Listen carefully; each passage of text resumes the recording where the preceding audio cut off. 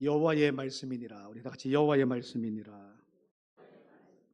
하나님이 그렇게 말씀하셨다는 건데 하나님이 어떻게 우리에게 말씀하시는지 오늘 예레미야. 여러분 예레미야 하면 어떤 선지자 그러면 눈물의 선지자입니다. 눈물의 선지자. 아, 북이스라엘이 아수르를 통해서 완전히 무너지고 남유다가 바벨론을 통해서 완전히 무너질 때에 이스라엘 백성들을 위해서 눈물로 기도했던 선지자가 예레미야입니다. 그래서 모든 기도가 눈물이에요. 모든 중심의 기도가 하나님께 드렸던 기도가 예레미야는 눈물이었습니다. 여러분들 기도하면서 눈물 흘리시죠? 그걸 만약에 다 모으면 얼마나 될까요? 우리 양동이로 적어도 한 10박스는 되겠지요? 10바켓이라 그러나? 바구니라 그래요. 한 10바구니 됩니까? 넘어요? 감사하네. 예레미야의 포커스는 하나님의 은혜입니다. 이스라엘 백성들을 통해서 하나님의 은혜를 달라는 거예요. 완전히 무너졌어요. 재앙입니다. 절망입니다. 일어설 수도 없어요. 다시 재건한다는 것은 막 있을 수도 상상할 수도 없어요. 미래가 보이지 않아요. 그런 가운데서 눈물로 기도합니다. 그 눈물의 기도가 여러분 흘릴 때마다 하나님께서 어떻게 보여주시냐 그러면 오늘 말씀에서 확연하게 말씀하셔요. 너희들이 지금 받는 이 모든 재앙이 아니다. 그 재앙이 오히려 뭐라고요? 평안이다라는 거예요. 신기하지 않아요? 바벨론으로 폴로 가서 여러분 시드기야의 왕이 눈이 뽑히고 막 백성들은 여기저기서 나뒹굴고 막 남아있는 자들도 뭐 비슷합니다. 사정은 잡혀갔던 그 모든 사람들이 나뒹굴고 있는데 하나님께서 말씀하시는데 예레미야의 눈물의 기도를 통해서 말씀하시는데 야 그것은 재앙이 아니야. 오히려 너희들에게 참된 샬롬을 주기 위한 거예요. 이해가 되셔요? 이걸 우리말로 우리의 삶으로 해석을 하게 되면 여러분들 막 근심된 일이 많아요. 걱정이 세월이 가면 갈수록 하나님의 은혜보다는 더 염려가 생깁니다. 제가 또 해야 될 말이 아니지만 제가 낮에 나이가 이제 죄송합니다. 6학년이 되다 보니까 나이 한 살 한 살 먹는 것이 걱정이에요. 죄송하다고 이야기했어요. 40대까지는 그러지 않았어. 50대가 되니까 뭐 그리 빨리 가는지. 60대가 이제 딱 됐으니까 아마 10년은 후딱일 거야 아마 제 생각에. 우리 80대도 있지요. 80대 어떻습니까 세월이? 80km 갔잖아요. 그런 속력이 얼마나 나이 드는 것이 근심 걱정거리가 여러분 안 됩니까? 돼요. 참. 계속 나이가 먹는다는 것이 두려워요. 한 해 한 해 지나가고 한 살 한 살 나이를 먹는다는 것이 저 같은 저도 이제 얼마 안 된 저도 그런데 여러분들은 오죽하겠냐고요. 나이를 더 먹다 보니까 참 신기해요. 쌓이는 것은 삶의 영육이긴 해요. 경륜이긴 해요. 그런데 염려도 그만큼 생겨요. 걱정도 그만큼 있습니다. 이런 것들이 하나씩 하나씩 더 늘다 보니까 두려운 마음이 좀 있어요. 저만 있는 거 아니지요? 다 비슷할 거예요. 그래서 신년 딱 들어서 제가 새벽 기도를 하면서 하나님 앞에 결심하면서 선포한 것이 있어요. 제 나름대로 결심하고 선포한 건데 이렇습니다. 하나님, 이제부터 염려하지 않겠습니다. 이제부터 걱정하지 않겠습니다. 속으로 우리 성도님들이 야, 네가 염려 안 한다고 염려 안 생기냐? 네가 걱정한다고 걱정 안 생기냐? 생길 때 생기더라도 여러분 선포 굉장히 중요합니다. 하나님 그렇게 선포하겠습니다. 우리는 염려 걱정이 떠날 길은 없어요. 한 살 한 살 한 해 한 해 더 가면서 생겨요. 자녀가 많아도 걱정, 작아도 걱정. 물질이 작아도 걱정, 많아도 걱정. 이런 염려가 계속 생기는데 그렇게 생길 때마다 여러분 기억하십시오. 우리의 영이 죽어요. 염려와 걱정이 우리의 삶을 짓누르면 짓누를수록 우리의 영은 여러분 소생이 힘들어요. 그러면 저와 여러분들이 어떻게 해야 되는가? 선포하십시오. 하나님 염려하지 않겠습니다. 하나님 걱정하지 않겠습니다. 오히려 염려와 걱정을 베드로전서 5장 말씀이잖아요. 누구께 맡긴다고요? 주께 맡기겠습니다. 할렐루야. 이 선포가 너무너무 우리는 아까도 본능적으로 염려하게 걱정한 조그만 일을 가운데서도 재앙 가운데서도 큰 육신의 질고 가운데서 염려 걱정으로 완전히 죽을 맛인데 그럴 수밖에 없다니까 우리가. 그럼에도 불구하고 여러분 기도에 대한 선포가 필요한데 하나님 염려 주께 맡기겠습니다. 걱정 주님께 맡기겠습니다.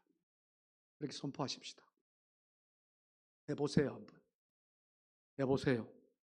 주님이 책임지십니다. 모든 영광 주께 맡기는 것도 하나님께서 길을 열어주시지만 모든 염려 걱정도 주께 맡기면 하나님께서 해결해 주셔요. 책임져 주신다고 베드로전서는 말씀하고 있어요. 이게 우리 연약한 믿음이 이렇게 나가지 못하는 우리의 모습이에요. 오늘 이 말씀은 기운이 없이 그냥 막 꼬꾸라져 있고 어떻게 해야 되는지 막 수많은 어려움 재앙 앞에서 어떻게 해야 되는지 이스라엘 백성들에게 주는 말씀이기도 하지만 오늘 저와 여러분들에게 주는 이 세대를 살아가면서 굉장히 부한 것 같은데 쪼들려 살고 굉장히 누리는 것 같은데 누림 안에서 평안이 없고 그렇게 사는 저와 여러분들을 향해서 오늘 하시는 말씀이 야, 그 모든 삶이 하나님이 주셨던 그 삶이 너희들에게 재앙 주려고 한 거 아니야. 오히려 평안 주려고 한 거야. 할렐루야. 그리고 그 평안을 통해서 너희의 미래와 소망을 주게 하기 위함. 여러분 하나님은 그런 하나님입니다. 뒤에 쭉 이야기하기 전에 이것이 여호와의 말씀이니라. 할렐루야. 그렇게 선포부터 합니다. 하나님도. 예레미야를 통해서 우리가 왜 선포가 중요하냐 그러면 이것이 하나님께서 그렇게 해주십니다. 선포하고 나서 나는 염려 주께 맡기겠습니다. 모든 걱정 주께 맡겠습니다.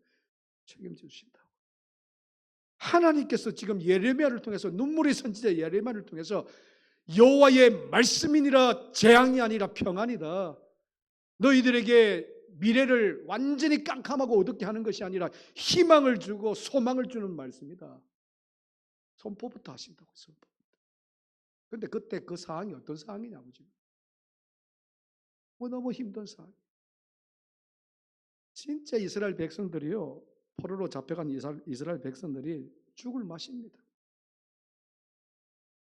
이걸 이렇게 살아가 뭐하나 정도로 우리 교회사를 쭉 보면 바벨론 포로, 아수르 포로 뭐 좀 괜찮았고 다니엘 보니까 좀 괜찮게 살고 뭐 느부갓네살 왕이 막 이렇게 해서 뭐 괜찮게 살고 여러분 일반 백성들은 완전히 죽을 맛이에요. 나라를 잃었습니다. 모든 삶을 잃었습니다. 물질을 잃고 자녀들 다 잃고요. 정신적으로 무너진 그 상황 속에서 하나님께서 선포를 하시는데 재앙 아니야. 너희들에게 평안이야. 오히려. 우리가 시대적으로 쭉 보면 암흑기가 있어요. 16세기가 굉장히 암흑기입니다. 역사학적으로 쭉 보면 이 시대를 쭉 보면 16세기가 굉장히 종교적으로는 암흑기예요. 근데 세상에서는 르네상스라 그래가 엄청난 부와 발전이 일으킬 때 종교는 암흑기였어요. 그 말은 무슨 말이냐 그러면 세상은 발전하면 발전할수록 여러분 교회는 많은 사람들이 떠나갑니다. 그럼에도 불구하고 교회 안에서 눈물로 기도하는 하나님의 귀한 백성들을 통해서 하나님께서 그 가운데서 희망을 주는데 희망의 메시지를 주는데 다시 일어서라는 거예요. 다시 회복되라는 거예요.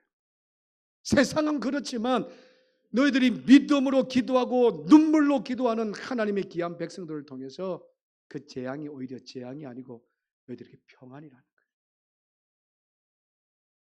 너무너무 감사한 말씀. 교회가 여러 가지 사항으로 막 덜끓을 수 있어요. 옆교회도 그렇고 옆교회도 그렇고 교회는요 잠잠한 데가 없어요 사실. 우리가 일견 생각할 때는 그것이 교회를 무너뜨리게 하는 사단의 역사지요. 이것이 우리에게 재앙이다라고 생각하는데 여러분 남은 자들의 기도를 통해서 다시 한번 평안을 세우십니다. 교회는 그런 곳이에요. 가정도 그런 곳이고 믿는 자들이 속해 있는 모든 공동체는 그래야 마땅합니다. 그래서 우리에게 우리는 한치 앞을 모르잖아요. 미래 잘 몰라요. 그런데 하나님께서 다시 한번 선포하는데 너희의 미래는 소망이다. 여러분 우리가 미래를 안다 그러면 소망의 미래를 안다 그러면 오늘 당장 절망이 있다 하더라도 오늘 당장 무너짐이 있더라도 견뎌요.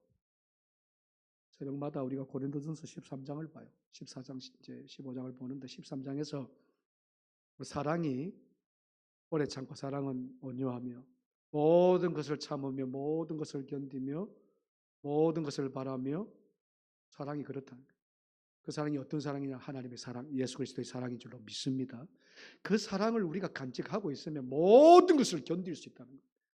모든 소망을 바랄 수가 있다는 거예요. 내가 설령 그리고 시한부 인생을 살아요. 우리는 그럴 수 있습니다. 시간이 정해져 있는 죽음을 맞이할 수도 있습니다. 우리는 다 같이 사실 시한부 인생 아느냐 모르냐 그 차이지만 다 살아요. 그런데 우리는 여러분 견딜 수 있는 힘은 소망은 예수 그리스도거든. 그것 때문에 견디잖아요. 그렇지 않습니까? 모든 것을 왜 참습니까? 그것 때문에 예수님이 나의 구원자이시기 때문에 참잖아요. 이기고 견딜 수 있는 것이 하나님께서 이미 저와 여러분들에게 선포하셨기 때문입니다. 오늘 말씀의 제목처럼 여호와 하나님께서 말씀하셨다. 여러분 그거 잊지 말자는 거예요. 여러분 삶 가운데서 믿음의 삶 가운데 세상의 삶 가운데서 참 재앙과 같이 그렇게 느껴지는 그 순간순간이 있을 때마다 이미 하나님께서는 선포하셨어요. 여러분들에게 재앙이 아니야. 우리에게 뭐라고요? 평안이야, 샬롬이야. 여러분 참된 샬롬은 하늘나라 가서 참된 샬롬이에요. 그런데 이 땅에서도 예수 그리스도를 통해서 우리가 참된 평안을 누릴 수 있습니다. 염려와 걱정 속에서 있지만 주를 통해서 우리가 참된 평안을 누릴 수 있는 자들이 참된 그리스도인이라는 것. 여러분 기억하십시다. 하나님은 하나님의 백성들에게 그렇게 해주시겠다는 거예요. 말씀으로 선포하면서 나의 말이야 전능하신 하나님의 말씀입니다. 그렇게 해주시겠다는 거예요. 여러분 단순히 그냥 이야기 한 말이 격려의 말이 아니에요. 위로의 말이 아니에요. 그렇게 해주시겠다고 약속의 말씀입니다. 여호와의 말이다.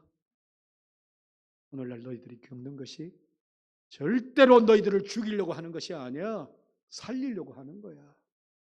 믿는 자들은 그렇습니다.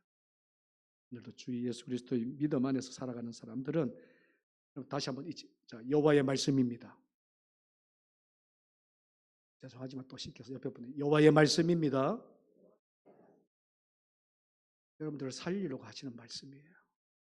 절대로 죽이는 말씀이 아니에요. 환경이 비록 우리의 처지가 비록 그렇다 할지라도 하나님은 오늘도 일하십니다. 하나님은 오늘도 일하셔요. 저와 여러분들을 위하여 일하십니다. 일하셔서 우리의 미래를 차곡차곡 하나님의 계획하심을 통해서 나아가게 하셔요. 결국에는 저와 여러분들이 승리자로 서게 하신다는 거예요. 패배자 아닙니다. 무너지는 자 아니에요. 절망 가운데서 염려 가운데 걱정 가운데서 완전히 그냥 꼬꾸라지는 자로 하시는 것이 아니라 우리의 미래의 소망이 하나님의 선포되는 말씀을 통해서 먼저 우리에게 확증하는 말씀을 통해서 들려주신다는 거 여러분 기억하십시오. 성경에 보면 여러 가지 인생 가운데서 재앙 속에 살았던 많은 사람들이 있어요. 그런데 대표적인 사람은 여러 명 있지만 대표적인 믿음의 사람을 이야기하면 요셉입니다. 창세기 39장에 보면 감옥에 있어서 우리는 요셉에 보면 마지막 국무총리만 좀 생각하죠. 근데 노예로 잡혀가고 애굽에 팔려가고 감옥에 들어가고 이것이 지금 거의 여러분 15, 16년이에요. 그걸 견딥니다. 사람들이 시선으로 보면 저건 재앙이에요. 요셉은 재앙이었습니다. 저런 삶을 그런데 욥셉은 뭐라고 생각했느냐 그러면 자신의 삶이 형통입니다. 참 놀라운 사실이에요. 요셉은 그 재앙 속에서 왜 형통으로 생각했냐 그러면 하나님의 말씀이 요셉에게 공급되었거든. 그래서 우리가 마지막 때에 말씀이 패하면 우리는 재앙입니다. 여러분 그거 기억하세요. 말씀의 자리에 있지 못하면 우리에게 재앙이에요. 근데 이스라엘 백성들이 예레미야를 통해서 하나님께서 말씀하시는데 하나님의 말씀이다라고 선포하면서 하나님의 말씀을 돌려 너희들은 재앙 아니야. 형통이고 샬롬이고 그리고 미래의 소망이야. 요셉이 그런 자예요. 너무너무 가슴 벅찬 이야기 사실 가슴 벅찬. 사람들은 재앙이라 그러는데 어떻게 저런 형들한테 팔려서 저런 삶을 살 수 있냐 그러는데 여러분 요셉은 그것이 말씀이 하나님의 말씀이 계속 공급이 되니까 삶이 평안이라고 이야기합니다. 형통이라고 이야기를 하고 있더라는 거죠. 영적 시야가 떠 있는 사람들은 그렇게 봐요. 영적 눈이 뜨여 있는 사람들은 오늘도 재앙이 재앙으로 보이지 않아요. 오히려 하나님이 나를 어떻게 해요? 굳건하게서는 참된 평안으로 봅니다. 샬롬으로 봐요. 형통으로 봅니다. 그런 눈이 띄어지기를 축원합니다. 사랑하는 성도들이 그렇게 눈이 띄어지면 교회가 아니면 우리의 삶 가운데서 우리의 모든 삶의 바울론들에서 일어나는 것들이 있잖아요. 내가 어찌할 수 없는 이런 일들, 질고들, 아픔들, 고통들, 분쟁들, 싸움들 이걸 계속 재앙으로 보지 아니합니다. 오히려 하나님이 주시는 귀한 형통의 메시지로 계속 우리는 들려줘요. 여러분 그렇게 될 때까지 오늘 저와 여러분들이 말씀 붙들고 살기를 축원합니다. 이미 하나님께서 말씀하셨다니까 그렇게 여호와께서 말씀하신다. 내가 회복될지어다, 치유될지어다, 다시 일어설지어다. 그렇게 하나님께서 이미 여호와의 말씀이라 하고 선포를 하셨다는 것. 여러분 선포하시면서 살아가십시다. 그러면 반드시 재앙이 우리에게 평안이 되고 그 평안을 통해서 소망의 하루하루가 될 줄로 믿습니다. 그렇게 믿음의 길을 걸어가는 저와 여러분 되기를 축원합니다. 기도하십시다. 하나님 감사합니다. 오늘도 예레미야 선지자를 통해서 우리에게 말씀합니다. 여호와의 말씀이니라 선포하시면서 너를 향한 나의 생각을 안다고 하시면서 평안이요 재앙이 아니라고 너에게 참으로 미래와 소망을 주는 말씀이라고 하셨던 하나님의 귀한 음성이 우리가 신음 가운데서 무너진 가운데서 어찌할 바를 모르는 아픔 가운데서 다시 한번 하나님의 음성을 뚜렷하게 듣고 일어서는 그래서 마지막 때에 참으로 승리하는 하나님의 귀한 예배자들 되게 하여 주옵소서. 예수님 이름으로 기도하옵나이다. 아멘. 우리 찬양